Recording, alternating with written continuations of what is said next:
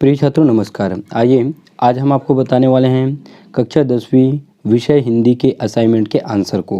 तो आंसर बताने का कारण ये नहीं है कि हम इसका व्यावसायिक उपयोग कर रहे हैं, हम उन बच्चों का सहयोग कर रहे हैं जो ऑनलाइन क्लास अटेंड नहीं कर पाते हैं, बच्चों के लिए हम इस आंसर को प्रोवाइड कर रहे हैं। तो देखिए प्रश्न पहला है, दिए गए पद्यांश का भावार्थ लिखिए। ठीक, तो ये हमारा पद्यांश है, तो हम क्या करेंगे, उत्तर करके लिखेंगे। उसके बाद ठीक देखिए इस तरह से आपको लिखना है। इसमें उत्तर है संदर्भ, संदर्भ हम लिखेंगे। आप इसको, प्रस्तुत पद्यांश हमारे पाठ्य पुस्तक के पाठ जीवन का झरना से अवतरित है। इसके रचनाकार आर.सी. प्रसाद सिंह जी हैं। ठीक, फिर ये हो जाएगा इसका प्रसंग। प्रसंग है, प्रस्तुत पद्यांश में कवि जीवन में झरने की तरह आगे बढ़ते रहने का संदेश देते हुए कहते हैं। ठीक, ये हुआ इसका प्रसंग। अब प्रसंग लिखने के बाद आप क्या करेंगे, इसकी व्याख्या करेंगे। तो देखिए व्याख्या आप ऐसा करेंगे इस तरह से। ठीक, यह जीवन एक झरने के समान है और आनंद ही इस झरने का पानी है। जिस प्रकार झरने में गतिशील वह आगे बढ़ता जाता है, ठीक उसी प्रकार यह जीवन भी निरंतर अबाध गति से प्रवाहित होती है। राह में आने वाली बाधाओं से लड़ता हुआ, मन के पेड़ों से टकराते हुए वह अपनी जवानी में चट्टानों पर चढ़ता चले जाता है।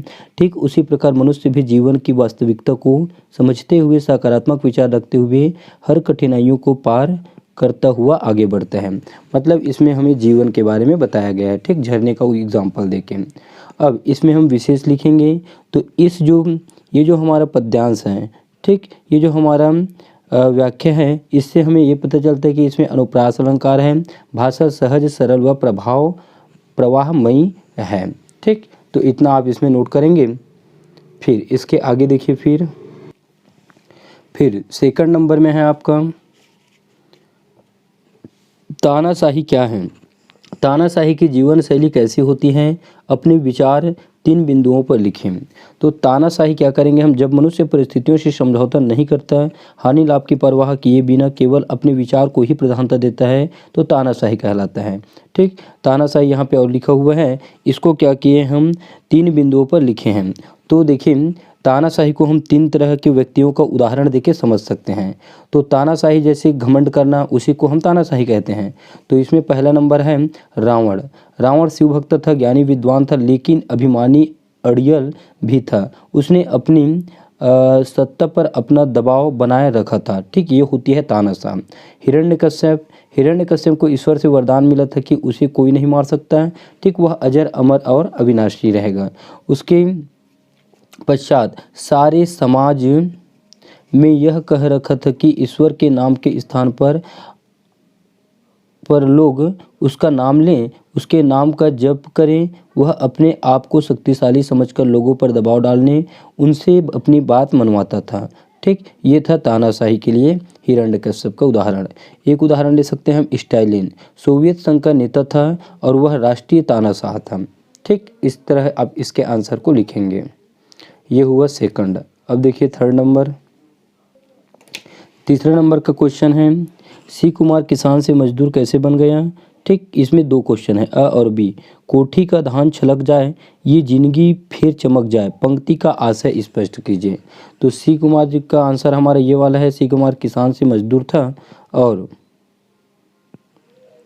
क्योंकि उसकी आर्थिक स्थिति ठीक नहीं थी, किंतु सामाजिक दबाव में उसे मरिया भात खिलाने हेतु सी कुमार को अपनी खेती बाड़ी बेचनी पड़ी और अब जीविकोपार्जन का कोई साधन नहीं बचने के कारण उसे मजदूरी करने हेतु बाध्य होना पड़ा। ठीक, ये है अ का आंसर। अब ब नंबर देखते हैं, कोठी में धान छलक जाए, ये जिंदगी फिर चमक जाए, पंक्ति का आशय देखेंगे हम। तो ये है, उपरोक्त पंक्ति के माध्यम से कवि यह कहना चाहता है कि हम अपने भीतर सकारात्मक का संचार करें, जिससे हमें प्रेरणा मिले और हम विश्वास के साथ, परिश्रम के साथ आगे बढ़ें। अपने भीतर के अवसाद को खत्म कर अपनी मेहनत से अपने जीवन को प्रकाशित करें, उसे एक नई दिशा दें। ठीक, ये है कोठी के धान छलक जाए का आशय। फिर है चौथा नंबर, चौथा है, किसी भी एक विषय पर आपको 200 से 300 शब्द के बीच में निबंध लिखना है। इंटरनेट आज की आवश्यकता है, हम जानते हैं। स्वच्छता अभियान में विविध विद्यार्थियों की भूमिका, तो हम स्वच्छता अभियान में विद्यार्थियों की भूमिका का ए से देखेंगे। ठीक, तो देखिए रूपरेखा करके लिखेंगे। प्रस्तावना स्वच्छता अभियान का प्रचार प्रसार, स्वच्छता अभियान में छात्र छात्राओं की भूमिका, पॉलीथीन पर प्रबंध, संकल्प, निष्कर्ष। ठीक, ये हमारे 6 टॉपिक हैं। अब इन्हीं टॉपिकों को क्या करेंगे, हम विस्तार से इसको नोट करेंगे। तो चलिए देखिए, ये लंबा है, इसे आप अच्छे से पढ़ लीजिएगा, समझ लीजिएगा। प्रस्तावना लिखेंगे आप इतना, प्रस्तावना के बाद स्वच्छता अभियान का प्रचार प्रसार। ठीक, प्रस्तावना लिख लिए। चलिए रोक के आप लिख लेंगे, हैं, पॉज कर लीजिएगा वीडियो को, फिर आप नोट कर लीजिएगा। ये है आपका स्वच्छता अभियान का प्रचार प्रसार। ठीक, नोट कर लो उसको।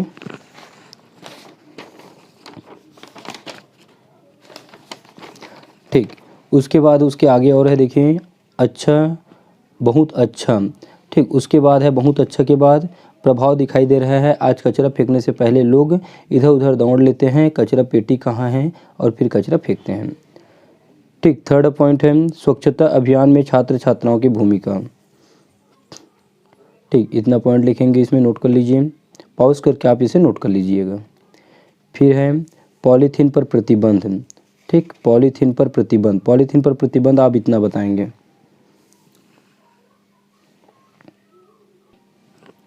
ठीक, तो इस असाइनमेंट में हमें 4 ही क्वेश्चन दिया गया था। इस तरह से हमारा असाइनमेंट कंप्लीट होता है।